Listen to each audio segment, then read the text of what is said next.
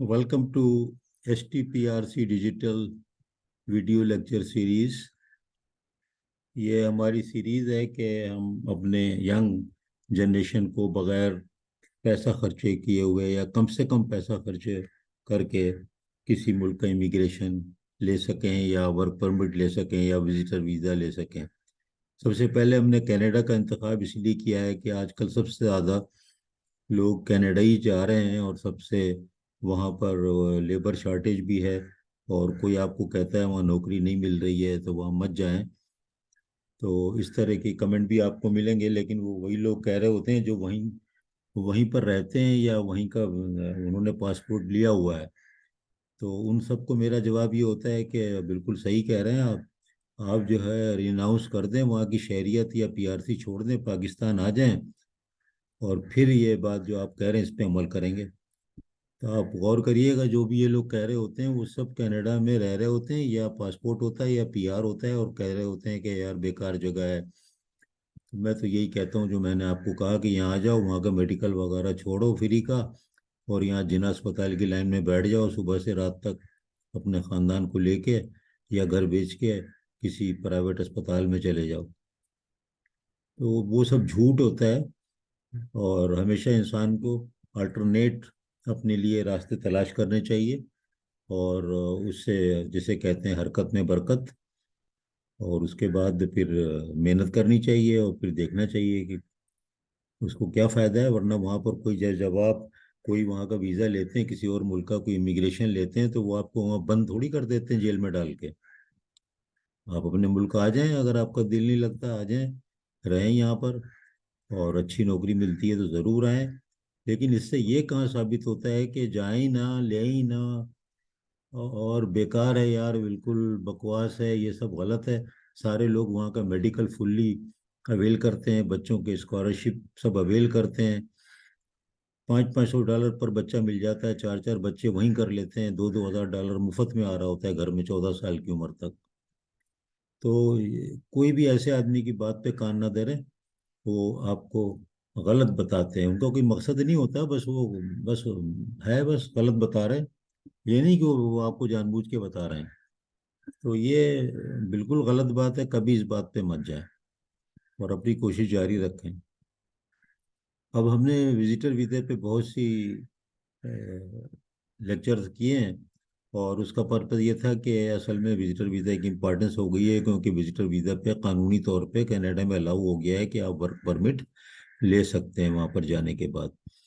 तो दो तरीके हैं, या तो वहाँ विजिटर वीज़ा आपको मिल जाता है तो आप वहाँ पर जा कर के अपना जॉब ढूंढ लें और वहाँ पर आपको वर्क परमिट में तब्दील हो जाएगा। और एक ये है कि आप पाकिस्तान से रह के जॉब ढूंढे पहले, और अगर आपको जॉब मिल जाती है मुस्तनद अच्छी बड़ी कंपनी में, बहुत उसमें स्कैम हो रहा है, बहुत फ्रॉड हो रहा है, तो इसलिए एहतियात की ज़रूरत है।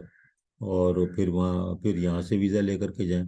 तो मैंने पहले जो चीज़ ली है वो ये मैं ले रहा हूँ कि अगर आप वहाँ पर विजिटर वीज़े पे चले गए हैं, तो उसके बाद फिर क्या आप वो उस अगर आप विजिटर वीज़े पे वहाँ पर हैं, तो वर्क परमिट के लिए क्या क्या वो कहना चाहिए कि प्रोसेस है, एप्लीकेशन में क्या है, गाइड में क्या क्या लिखा है। तो मैं आप देख रहे हैं कि मेरी ये कोशिश है पूरी कि मैं गवर्नमेंट ऑफ कनाडा की जो गाइड्स है ना लेटेस्ट, उन्हीं पे जाऊं और उन्हीं से आपको बताऊं, और वो पूरा पूरा एड्रेस भी आपके सामने रखता हूं, अभी भी आपको नज़र आ रहा है। और उस एड्रेस पे आप जाके खुद करें, लेकिन उर्दू में शार्ट करके बताने में आपका ये फायदा है कि वो आपका टाइम बच गया उसको ढूंढने का। और आप देखेंगे जो यूट्यूब चैनल पे आपको ये नहीं बताते कि 99% के कहाँ से जाके क्या करें। वो कहते हैं कि ये है वो है, बड़ा फायदा है, वर्क परमिट ले लें, जैसे कि लूट मार मची हुई है, बस वहाँ जाएंगे वर्क परमिट ले लें, वो प्लांट दरख्त पे लगा हुआ होगा और यहाँ वहाँ से ये कर लें। तो ये मैं आपको कुछ नहीं कह रहा, मैं आपको ये कह रहा हूँ, वो ये बता रहा हूँ जो कुछ कैनेडियन गवर्नमेंट ने अपनी साइटों पे लिखा हुआ है, जो तरीक़ेकार लिखा हुआ है, जो एप्लीकेशन फॉर्म डाले हुए हैं, जो सपोर्टिंग डॉक्यूमेंट मांगे हुए हैं, उनको मैं शार्ट करके आपको बताता हूँ। ये मैंने 4-5 मिनट लिए तमीद के। अब ये जो गाइड है 5553, आसान कर ले, आसान है। ये जो गाइड है ये उनके लिए जो एक तो ऑनलाइन एप्लीकेशन अप्लाई कर रहे हैं जो कि वहाँ पर कनाडा में हैं, ठीक है ना। उनके वर्क परमिट के इसमें तरीक़ेकार और गाइडलाइन है। देखो ये लिखा हुआ है परमिट इनसाइड कनाडा, इनसाइड लिखा है ना ये, इनसाइड कनाडा। तो और ये यहाँ पे लिखा है ऑनलाइन एप्लीकेशन। तो ऑनलाइन हम सिर्फ ऑनलाइन डिस्कस करते हैं इसलिए कि फोकस हमारा पाकिस्तानी तलबा हैं, पाकिस्तानी इंजीनियर्स हैं, पाकिस्तानी स्पीच थेरापिस्ट हैं, Pakistani special educator, doctor, pharmacist और सारे कुछ हैं। तो हम यहाँ से ऑनलाइन एप्लीकेशन के अलावा पेपर पे अप्लाई नहीं कर सकते। और वहाँ जाके अगर आप चले गए इनसाइड कनाडा, तो आप अगर किसी से भरवा रहे हैं तो वो भी ऑनलाइन ही आपका भरेगा, और ऑनलाइन भरने में टाइम भी कम लगता है, जल्दी प्रोसेस होता है। अब इसके देखें, ये आगे टेबल ऑफ कंटेंट साइट आप देख ही लिया आपने कि ये साइट है। यहाँ पे गया हुआ हूँ मैं।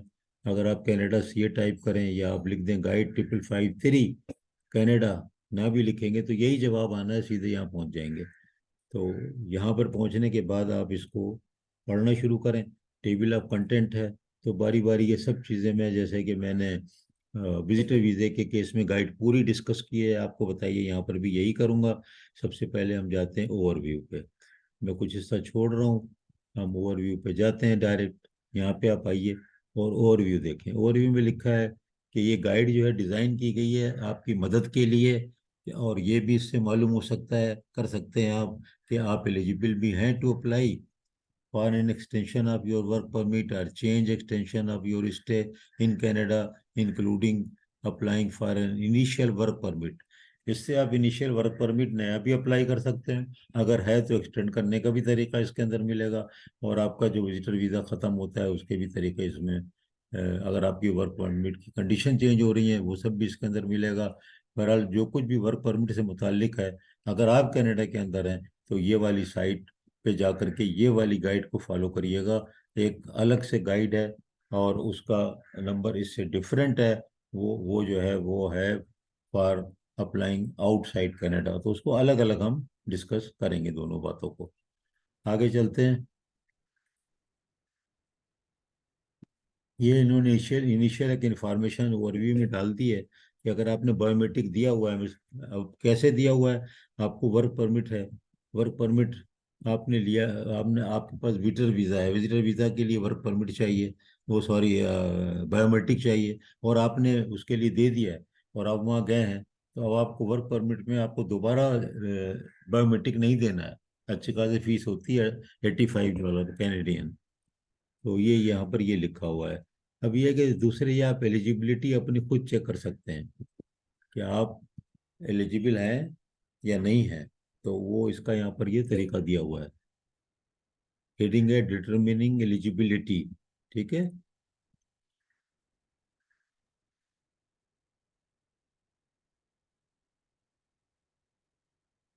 ये पीआर नहीं होता है वर्क परमिट, ये ध्यान में रखिएगा कि लोग समझें कि ये पीआर है।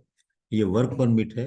ये भी टेम्परेरी एक किस्म का विजिटर वीज़ा कह लो, लेकिन ये वर्क परमिट है, इसका नाम वर्क परमिट है। और ये आपको वहाँ काम करने की इजाज़त देते हैं, लेकिन इसका ये मतलब नहीं है कि आप जो है वो वहाँ का आपको पीआर मिल गया, यानी पीआर आपको अलग से अप्लाई करना है। अब ये पहले मैंने आपके बताया कि अगर आप कुछ कंडीशंस, अगर आप ऑलरेडी काम कर रहे हैं, एक्सटेंड कराना है, कोई और चीज़ है, कम से कम 30 दिन पहले अप्लाई करें। तो ये उनके लिए जो कि वहाँ पर ऑलरेडी वर्क परमिट है। याद रखें, अगर आपके पास वर्क परमिट है, वहाँ पर काम कर रहे हो ना, तो भी यही गाइड आपको यूज़ करनी है।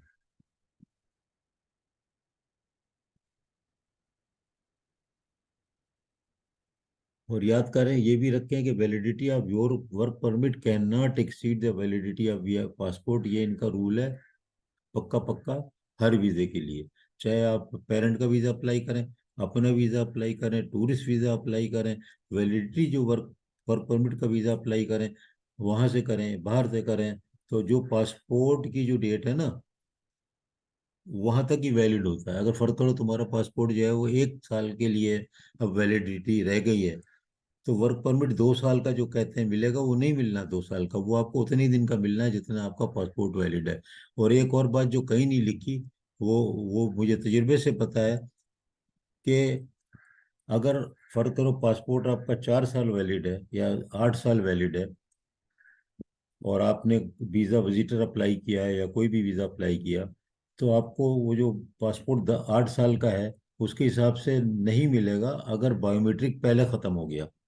और बायोमेट्रिक पहले ख़त्म इस तरह हो गया कि आपने पहले एक वीज़ा अप्लाई किया था, वो वीज़ा ख़त्म हो गया, बायोमेट्रिक उसके साथ आपका बायोमेट्रिक का टाइम बाकी है 4 साल, तो नया वीज़ा जो मिलेगा ना वो बायोमेट्रिक से गवर्न होगा, ना कि पासपोर्ट से। पासपोर्ट 6 साल वैलिड है, बायोमेट्रिक 4 साल वैलिड है, वीज़ा आपको 4 साल का मिलेगा जिस दिन की आपकी बायोमेट्रिक की वैलिडिटी की डेट खत्म होगी। बड़ी इंपॉर्टेंट बात है, कहीं लिखी हुई नहीं है, किसी गाइड में भी नहीं लिखी हुई, ये कमाल की बात है।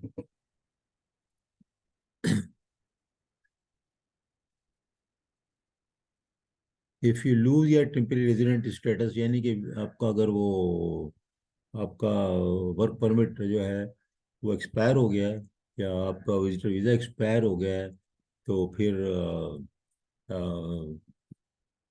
यहाँ पर इन्होंने इसके मुतालिक आपको बताया है कि if you lost your status you may have committed an offence under the immigration law. अगर ये काम हो गया ना, तो फिर आपको कभी भी वो कोई वीज़ा देने वाले नहीं है। ठीक है, if you have lost your status, ये मतलब नहीं है कि आप कहेंगे उर्दू में खो गया पासपोर्ट, नहीं। स्टेटस लॉस का मतलब ये है कि आपने ओवर स्टे कर दिया, आपका ख़त्म हो गया वीज़ा और आप वहाँ पर हैं, तो फिर तो आप वहाँ से रिमूव किए जाएंगे। और फिर ये बहुत मुश्किल है कि आप कोई दोबारा दे सकें वीज़ा। लिखा तो होता है, expire you wish to stay in Canada you may apply for restoration status within 90 days, ये सब लिखा है, लेकिन बहुत एहतियात की ज़रूरत है। वो बहुत ही कम केस में, बहुत ही जेन्युइन केस में मंजूर होती है, वरना मंजूर नहीं होती। इन्होंने लिखा भी हुआ है, देखो बोल्ड में, there is no guarantee. Guarantee तो कभी नहीं होती, लेकिन मैं तो कहता हूँ इसमें होप भी नहीं है। ये लिख दिया है, बहुत जेन्युइन केस है। आप कोविड का ज़माना था, बहुत उसको कोविड हो गया किसी को, वो तो जा ही नहीं सकता है ना वहाँ से, फ्लाइटें बंद थी। तो उस केस में ही सब अप्लीकेबल है, लेकिन ये इस तरह नहीं है कि ये आपने कहा कि बस वो मैं नहीं जा सका और मैं थोड़ा मोटा बीमार हो गया, तो वो सब डॉक्टर वहाँ पर जो है उनसे प्रूफ होना चाहिए। वहाँ पर तो कोई जाली से सर्टिफिकेट आपको नहीं दे सकता है कि आप कहेंगे मैं बनवा लूंगा और हो जाएगा, ऐसा कुछ भी नहीं होने वाला। तो एहतियात करें।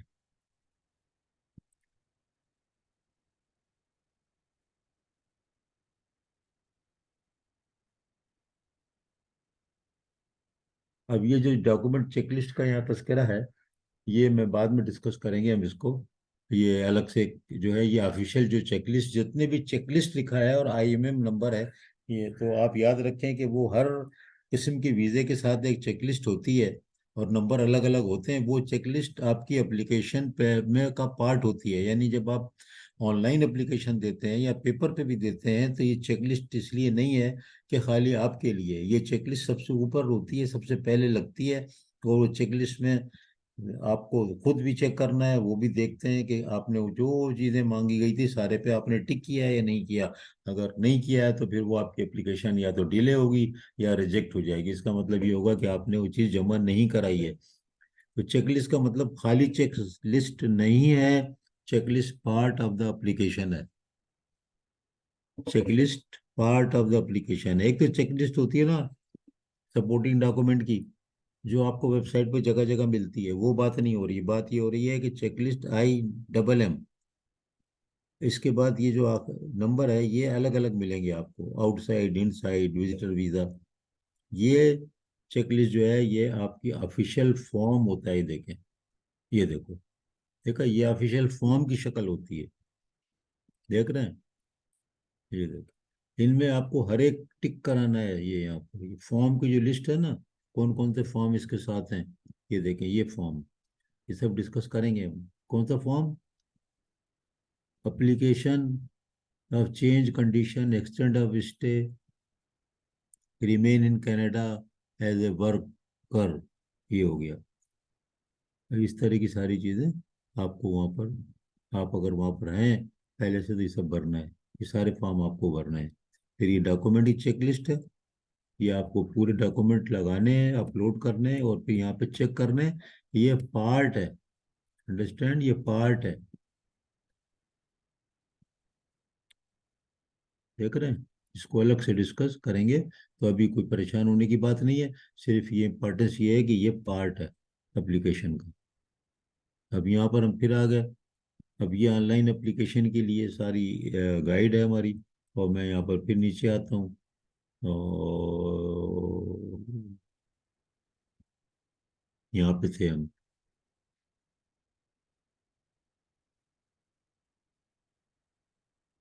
अब ये processing time for your application, इसको छोड़ देते हैं, प्रोसेसिंग टाइम को। आगे चलते हैं, क्या कहते हैं। Who receives temporary resident status? All person coming to Canada who are not Canadian citizen or permanent resident can request to enter as a visitor और स्टूडेंट वीजा। यानी कौन कौन वीजा ले सकता है उसकी बात हो रही है। तो सिंपल बात है ये। एक्सपायरी डेट एंड टेम्परे, जो आप जाते जब है ना कनाडा, तो इस तरह की आपके उसे मोहर लग जाती है। ये मोहर बड़ी इंपॉर्टेंट है। ये मोहर का मतलब ये है कि ये जब तक लगी है जब तक आप वहाँ रह सकते हो। अगर ये मोर 6 महीने मैक्सिमम की है तो 6 महीने, 3 महीने तो 3 महीने, 15 दिन तो 15 महीने। ये उनकी मर्जी होती है, तो जो चाहे वहाँ पर डेट लगाते हैं। आप ये नहीं कर सकते कि मुझे इतने दिन रहना है तो मुझे इतने दिन का दिया जाए। 6 महीने तो मैक्सिमम टाइम है। लेकिन याद रखें कि ये आपकी मर्जी नहीं है। और आपको उस वो जो डेट डालेगा वहाँ का कस्टम ऑफिसर, इमिग्रेशन ऑफिसर, तो वो।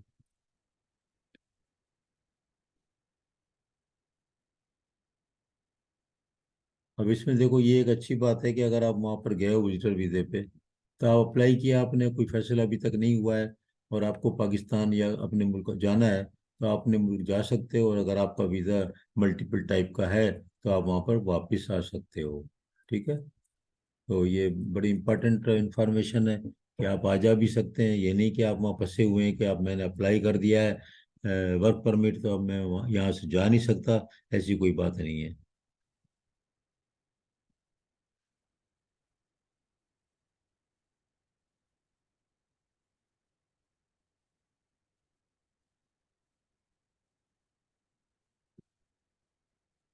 May I leave, then re-enter Canada if I still have valid work permit?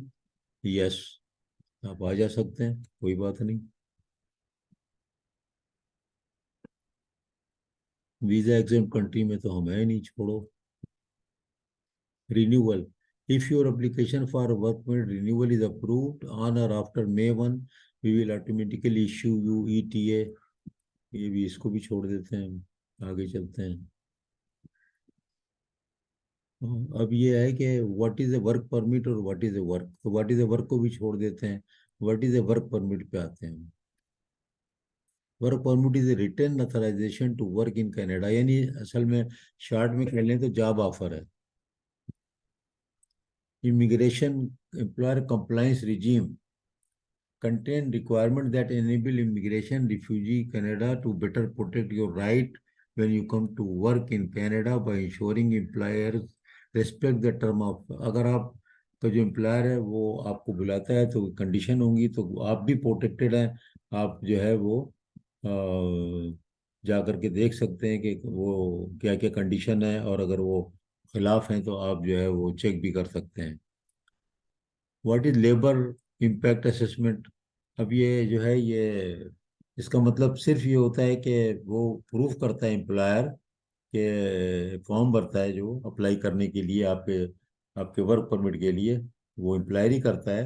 तो वो फिर ये साबित करे कि इस किस्म का आदमी मिल नहीं रहा था, इस एक्सपीरियंस का और इस क्वालिफिकेशन का कनाडा में हमें नहीं मिल रहा है। और उसको हम कहते हैं लेबर इम्पैक्ट या लेबर मार्केट इम्पैक्ट असेसमेंट। यानी कि ये अमेरिका में भी होता है, लेबर सर्टिफिकेशन कराना पड़ता है। तो उसमें आप साबित करते हैं कि हमने ऐड दिया, कई दफ़ा हमने इंटरव्यू किए, लेकिन हमें कोई नहीं मिला, तो हमें इसलिए ये आदमी चाहिए। तो वो साबित करना पड़ता है। If an employer is offering you a specific job, then you need an offer of the employment number. In order to obtain this number, the employer must use the employer portal to submit an offer to employment information and pay $230 employer compliance fee or upload proof of their fee exemption. ये सब आपका employer करेगा, आपको कोई problem नहीं है, आपको खाली जॉब ऑफर मिलनी चाहिए, तो फिर जो भी करना है आपका एम्प्लॉयर करेगा।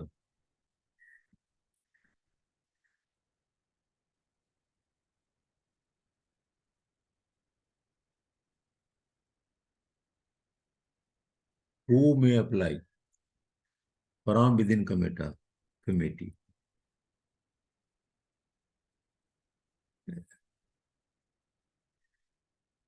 एलिजिबिलिटी क्राइटेरिया पूरा आप यहाँ पे पढ़ लें। क्योंकि होता ये है कि हम चीज़ों को जाने बगैर जब हम किसी कंसल्टेंट के पास जाते हैं ना, तो वो फौरन हमें सब्ज बाग दिखाता है आपको, बस हो जाएगा जी, कोई बात नहीं है, हाँ आप तो बहुत माशाल्लाह माहिर हैं, आपका ये है वो है, मैं ये करा दूं। कोई कुछ नहीं करा सकता किसी भी वीज़े का, कोई किसी को एक्सेस तक नहीं होता इन लोगों को वहाँ पर कौंसलेट में या कहीं पर भी। किसी ये कोई ना समझे कि ये कोई भी कंसल्टेंट वो कितना भी रिच और बड़े बड़े ऑफिस बनाए हों कि वो उसका कोई भी ताल्लुक किसी भी दुनिया के कौंसलेट से हो सकता है, ऐसा बिल्कुल भी नहीं होता। और ये सब झूठ और फ्रॉड होता है, और वो कोई क्लेम भी नहीं करता, लेकिन लोग खुद ही अज्यूम कर लेते हैं कि ओहो यार बड़ा ज़बरदस्त ऑफिस है, वो तो सबका करा देता है। करा कोई नहीं देता, वो सिर्फ फॉर्म आपके भरते हैं, और अगर जो करा देने को कहते हैं तो इसका मतलब है कोई ना कोई फ्रॉड है। इसलिए कोई भी अच्छा कंसल्टेंट आपको नहीं कहेगा कि मैं करा दूंगा आपको, मैं वीज़ा दिलवा दूंगा। जहाँ लिखा रहता है ना कि ये 1 हफ्ते में वीज़ा ले लें, 5 दिन में वीज़ा ले लें, बैनर बने हुए यूट्यूब पे, तो वो सारे ऐसी चीज़ों को अवॉइड करें। अगर आपके पास हलाल का पैसा है, हाँ अगर हराम का पैसा है तो हर जगह पैसे बांटते रहें, गरीब लोग बहुत हैं उनको फायदा हो जाएगा। लेकिन हलाल का पैसा है तो बचा के रखें। जो भी आपको लग रहा है कि 2 दिन में ऐसा ले लें और 1,000 आदमी मैंने भिजवा दिए, तो ये समझो झूठ नारा है। और ऐसे लोग कभी ना कभी पकड़े जाते हैं। भिजवा कोई नहीं सकता, भिजवाना तो स्मगलिंग हो गया ना, इंसानी स्मगलिंग। भिजवा कैसे सकता है? आप खुद जाते हो भाई, आपका फॉर्म भरने के लिए आप हेल्प लेते हो, जैसे कि आप अपनी प्रॉपर्टी बेचने जाते हो तो वो कमिश्नर बैठा है वहां जाके टाइप कराते हो, और टाइप कराने के बाद आप जा करके जो कुछ करना है अपना काम करते हो, डोमिसाइल बनवाते हो, जो भी काम करते हो करते हो। अब अगर जब आप किसी को हायर वहीं से कर लेते हो तो वो क्या करता है, वो तो रिश्वत वाली डील करता है ना। तो वो वाली बात मैं कह रहा हूँ। तो यहाँ तो वो रिश्वत वाली डील भी नहीं है किसी कौंसलेट में, कहीं पर भी कोई एक्सेस ही नहीं है, कोई वहाँ पर माल प्रैक्टिस ही नहीं है। तो बिल्कुल गलत बात है, कोई आपको कहता है कि मैं आपको वीज़ा दिलवा दूंगा, कोई आपको वीज़ा नहीं दिलवा सकता, अल्लाह मियाँ दिलवा सकता है, आप खुद ही ले सकते हैं। कोई वैल्यू नहीं है इन सारे लोगों की वहाँ पर इस सेंस में। हाँ वो जो आप जो अथराइज करते हैं रिप्रेजेंटेटिव, वो रेगुलेटेड जो उनके एजेंट बन जाते हैं गवर्नमेंट ऑफ कनाडा के, उसका एक कोर्स है, वो आप भी कर सकते हैं जाके। वो एक डिप्लोमा कोर्स करना पड़ता है कॉलेज में, उसके बाद आप लाइसेंस लेते हैं, लाइसेंस लेके आप रिप्रेजेंट कर सकते हैं, दिलवा नहीं सकते, रिप्रेजेंट कर सकते हैं उनको। यानी आपके पास ना ईमेल है ना आपको टाइम है, तो वो आप उसका ईमेल देते हैं, सारी ईमेलें उसके पास आती हैं, वो आपको बताता है ये ईमेल आई है, ये कागज़ और दे दें, ये कर लें ये कर लें बस। आप अगर आप समझते हैं कि वो कोई चीज़ वहां से आपको निकलवा के दे देगा, करवा के दे देगा, तो बिल्कुल झूठ और गलत। और मेरे पास क्या क्या चीज़ें होती हैं, what requirement must I meet, ये पूरा पढ़ें, ये कोई खास बात नहीं होती है। अब यह है कि what information and documentation do I require in addition to the requirement of all temporary residents, you must provide क्या, कॉपी ऑफ द वही LMI लेबर मार्केट इम्पैक्ट, ये आपका जो एम्प्लॉयर है वो, ठीक है, और आपका जो जॉब का ऑफर लेटर है वो, ठीक है, ऑफर या फिर एम्प्लॉयमेंट नंबर अगर उसने वहां पर जा करके डाला है, उनसे लिंकअप है एम्प्लॉयर पोर्टल पे, ठीक है। और ये कि you meet the requirement of job possibly including specific educational requirement and valid Canadian provincial territorial trade certificate. अब देखें ना, ये चीज़ के बगैर नहीं, मिसाल के तौर पे आपने आपको बता दिया उसने कि यार मैं तुम्हारे इलेक्ट्रिशियन में करा देता हूँ, प्लम्बर में करा देता हूँ, वहां तो कसाई का भी, गोश्त वाले का भी डिप्लोमा है, तो आप कहते हैं कि मैं जो हूँ, मैं तो गोश्त बेचता हूँ, मैं खट वहाँ चला पड़ूँ, तो ऐसा कुछ नहीं हो रहा कि आप चाकू चलाना जानते हैं तो आप जो है वो बन गए, मीट की शॉप है तो आप बन गए, नहीं। आप जो है वो आपको डिप्लोमा चाहिए होगा। तो इसलिए जो कह रहे हैं ट्रेड सर्टिफिकेट, वो आपको यानी कि इलेक्ट्रिशियन का, वहाँ का, कनाडा का, वो चाहिए। और दूसरे ये कि आप यहाँ पर जो जो डिग्री अगर बाहर से यहाँ से जा रहे हैं, तो फिर आपको जो भी डिग्री, जो भी डिप्लोमा, जो भी चीज़ें हैं वो आपको चाहिए होंगी, वरना फिर आपको वो इंटरव्यू में फेल कर देंगे। कह रहे यार ये तुमने इलेक्ट्रिशियन की जॉब ली है और तुम्हारे पास तो कोई भी इलेक्ट्रिकल की तुम्हारा ना कोई क्वालिफिकेशन नहीं है। तो वहाँ पर ऐसे नहीं हो रहा है कि मैं कार का डेंटर पेंटर हूँ तो चलो भाई आप कार का वहाँ पर डेंटिंग पेंटिंग कर लें। हर चीज़ की लाइसेंस है, आपने क्या कोर्स किया है उस सिलसिले में। तो आप कुछ भी ऐसी चीज लिख दें, समझे कि यार ये चीज का तो कुछ पाकिस्तान में तो होता नहीं सर्टिफिकेट, तो लिख दिया आपने कि मैं तो वो डेंटर पेंटर। तो ये डेंटर पेंटर तो टेक्निकल चीज है। अब तो वो हो क्या रहा है कि लोग अपनी कंपनियां खोल करके कनाडा में, उनसे आप जॉब सर्टिफिकेशन, आपको जॉब का ऑफर भिजवा देते हैं। आप इंटरव्यू लेटर में जब जाते हैं तो वहां पर इंशाल्लाह फेल ही फेल होना है, क्योंकि कोई काम गलत जो है ना हो नहीं सकता वहां पर, बहुत, ये हो नहीं सकता। तो वो आपको कोई वीज़ा वीज़ा नहीं मिलना, और बल्कि ब्लैक स्पॉट आ जाना है, दोबारा भी प्रॉब्लम होते हैं। तो आप जिस चीज़ में आपकी क्वालिफिकेशन है, जिस चीज़ में तजुर्बा है, वही लिखें। आजकल तो ऐसे है कि फेसबुक पे और इंटरनेट पे वो आपका नाम और सब चीज़ें डाल के चेक कर लेते हैं हर कंट्री वाले। और उसमें जब आ जाता है कि यार आप तो कोई बात ही नहीं कर रहे हैं, इलेक्ट्रिकल के तो हैं लेकिन आप तो कोई कभी आपने कोई उसके ऊपर बात ही नहीं की है किसी से भी, कोई कंपनी से आपका राब्ता ही नहीं है पाकिस्तान में, तो सीधा सीधा आपका वीज़ा रिजेक्ट है। और फिर वो रिजेक्ट भी ऐसा रिजेक्ट है कि बहुत मुश्किल है। लोग बार बार अप्लाई कर देते हैं, एजेंट को पैसे देते हैं और बार बार अपने को रिजेक्ट कराते हैं। और आप इश्तेहार देखेंगे कि मेरा 3 दफ़ा रिजेक्ट होने के बाद मुझे वीज़ा मिल गया, मुझे ये हो गया, मुझे वो हो गया। झूठ होता है।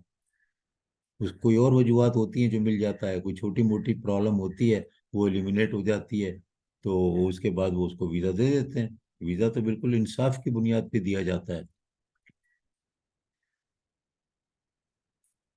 अब ये कि आपको जब वर्क परमिट मिलता है तो ऑफिसर में इम्पोज और cancel condition when issuing work permit, these में इंक्लूड, वो आपके उस पर लिख सकता है कि type of employment in which you में वर्क, एम्प्लॉयर फॉर स्पेसिफिक, किस एम्प्लॉयर का वहीं काम करोगे, ठीक है, और how long can you work, ये सब चीज़ें, टाइम और पीरियड ऑफ वर्क, ये सब आपको दे सकता है। When is medical? If you plan to remain in Canada for 6 months or less, you generally don't require medical। ठीक है, ये तो क्लियर है।